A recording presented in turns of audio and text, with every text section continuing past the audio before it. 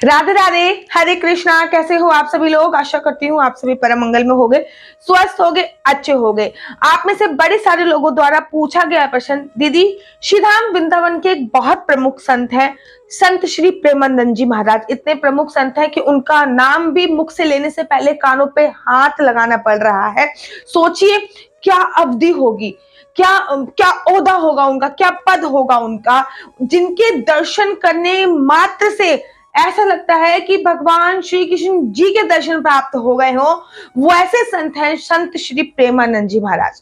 आप लोगों ने, बड़े सारे लोगों ने मुझे प्रश्न किया है कि संत श्री प्रेमानंद जी महाराज से गुरु दीक्षा लेनी हो तो क्या करना चाहिए, संत श्री प्रेमानंद जी से दर्शन करने हो तो क्या करना चाहिए, संत श्री प्रेमानंद जी से प्रश्न कैसे पूछ सकते हैं हम जाके, दीदी उसका सही प्रोसीजर आप लोग हमको बता दीजिए कृपया करके। देखिए, सबसे पहले तो आप लोग मुझसे ये पूछोगे कि आपने कभी संत प्रेमानंद जी के दर्शन किए? जी हाँ, मेरा ये परम सौभाग्य था कि मैंने एक बार नहीं, दो बार नहीं, कम से कम 10 से 15 बार संत श्री प्रेमानंद जी के दर्शन करे। जब वो इस मतलब इस अवधि में भी नहीं थे, इतने पॉपुलर नहीं थे, तब मेरे को उनके दर्शन प्राप्त होते थे, क्योंकि मैं नित्य बांके बिहारी जी और राधा वल्लभ जाती थी, और वो भी राधा वल्लभ जी हफ्ते में 3 बार आया करते थे। उनके साथ उनके 4-5 शिष्य उस टाइम पे भी हुआ करते थे, और तब मेरे को बहुत अच्छे तरीके से उनके दर्शन प्राप्त हुए हैं। आज भी जब मैं आंखें बंद करके उनकी छवि देखती हूँ तो मेरे को अभी आज भी याद आ जाती है। लेकिन अब उनके दर्शन पाने के लिए हजारों लोगों की भीड़ लगी रहती है, हजारों लोगों की लाइन लगी रहती है। मैं उन्हीं संत की बात कर रही हूँ जिन संत के दर्शन विराट कोहली ने और अनुष्का शर्मा ने भी जाकर करे थे। उनके दर्शन करने मात्र से, कहते हैं सच्चे संत के दर्शन करने मात्र से हमारे जन्मों जन्मांतर के पाप क्षीण हो जाते हैं। ऐसे ही सच्चे संत हैं वो, जिनकी 18 साल से दोनों किडनियां खराब हैं, लेकिन हजारों लाखों करोड़ों भक्त ऐसे हैं जो उनको किडनी डोनेट करना चाहते हैं, दान करना चाहते हैं, लेकिन वो किडनी किसी से ले नहीं रहे। उन्होंने अपनी दोनों किडनी का नाम राधा रखा है, एक का नाम कृष्ण रखा है। कहते हैं वो कि कभी कृष्ण मुझे व्याकुल करती है, कभी राम मुझे व्याकुल करती है। तो ऐसे पक्के संत महात्मा हुए हैं श्रीधाम वृंदावन में। एक बार जब वो परिक्रमा कर रहे थे, तब भी मुझे उनके साथ परिक्रमा करने का सौभाग्य प्राप्त हुआ था। काफी पीछे से परिक्रमा करने का सौभाग्य, तब भी वो इतने पॉपुलर नहीं थे जितनी पॉपुलैरिटी, जितनी प्रसिद्धि अब उनके पास आ चुकी है। तो उनके दर्शन आपको कैसे प्राप्त होंगे, सबसे पहले तो मैं ये बता देती हूँ। देखिए, यहाँ पे उनका आश्रम है। सबसे पहले तो आपको उनके आश्रम में जाना पड़ेगा। उनके दर्शन के लिए लाइन बहुत ज्यादा लंबी लगती है। अराउंड 2 बजे से लोग वहां के उनके आश्रम के अंदर जाने के लिए लाइन लगाना प्रारंभ कर देते हैं। तो जब वो अपने आश्रम में एंट्री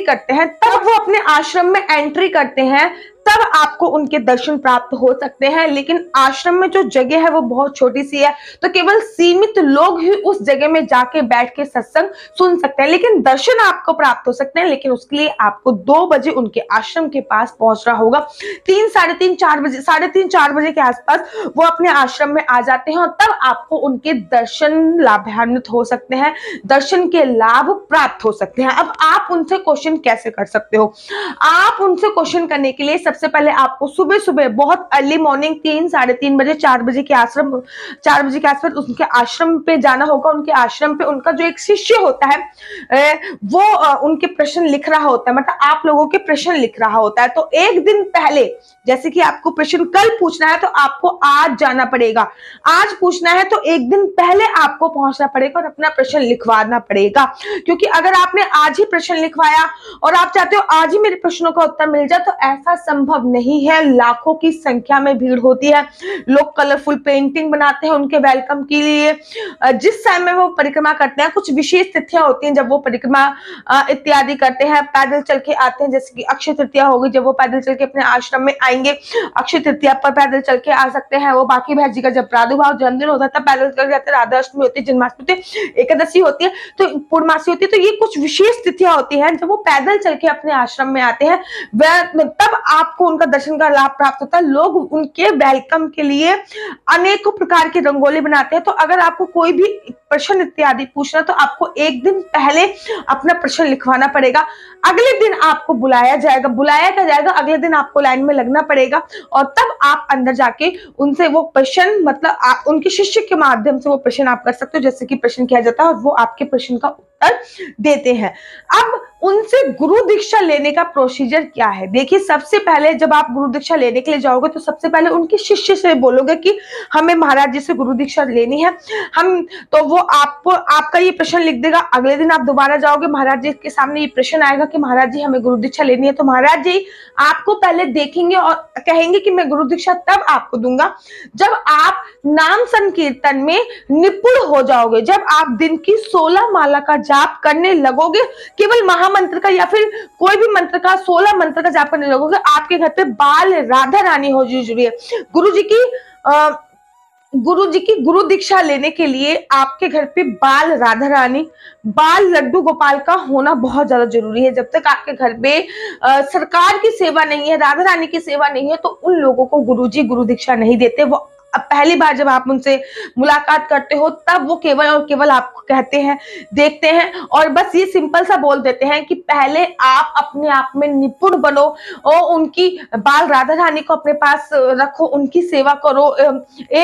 6-7 महीने तक उनकी सेवा करो। उसके बाद जब आप निपुणता प्राप्त कर लोगे, 16 माला का नित्य जाप करो। जब आप इस चीज में निपुणता हासिल कर लोगे तब आप मेरे पास आइएगा। उसके बाद तब भी मैं देखूंगा। फिर जब आप उनके पास जाते हो तो कहते हैं ना, संतों के पास दिव्य शक्ति होती है। तो वो संतों के पास दिव्य शक्ति होती है, वो इंसान के चेहरे से पहचान लेता है। आप झूठ नहीं बोल सकते हो उनसे कि भैया हम 16 माला का जाप करते हैं या फिर नहीं करते हैं। उनके पास दिव्य शक्ति है, वो अपनी शक्ति से ही पहचान लेते हैं कि ये दीक्षा देने के काबिल है व्यक्ति या दीक्षा देने के काबिल नहीं है। तो फिर वो जब आप दोबारा जाते हो फिर वो आपको देखते हैं कि आप दीक्षा देने के काबिल हो या नहीं है। तब फिर आपको यमुना जी में स्नान कराया जाता है। उसके बाद फिर वो दीक्षा देते हैं। वो ऐसे ही हर किसी को दीक्षा नहीं देते। उनकी दीक्षा के लिए एक साल भर आपको इंतजार करना पड़ता है। इनफैक्ट उनके दर्शन के लिए भी अब तो महीनों भर इंतजार करना पड़ता है। तो उनकी दीक्षा के लिए तो ऑब्वियसली बात है कि साल भर आपको इंतजार करना पड़ेगा। आपको लहसुन प्याज का त्याग करना पड़ेगा। मस्तक पर अगर तिलक नहीं होगा तो वो दीक्षा नहीं देंगे। गले में अगर कंठी नहीं होगी, कुछ नियम है उनकी दीक्षा के लिए, वो नोट कर लीजिए। सबसे पहले मस्तक पे तिलक होना आपका अवश्य अनिवार्य है और हमेशा लगा रहना चाहिए। मस्तक पे तिलक होना अनिवार्य है, गले में कंठी होनी अनिवार्य है, लहसुन प्याज का त्याग होना उनका अनिवार्य है। घर में जुगल किशोर की सेवा होनी बहुत ज्यादा अनिवार्य है। घर पे केवल सात्विक भोजन बनना ही बहुत ज्यादा अनिवार्य है। संपूर्ण ब्रह्मचर्या तो नहीं, अगर आप गृहस्थ जीवन में हो तो केवल संतान प्राप्ति के लिए ही संभोग करें, बस इतना ही। बाकी इतने संपूर्ण ब्रह्मचर्य का पालन करें, ऐसा अनिवार्य है। एकादशी का व्रत अनिवार्य है।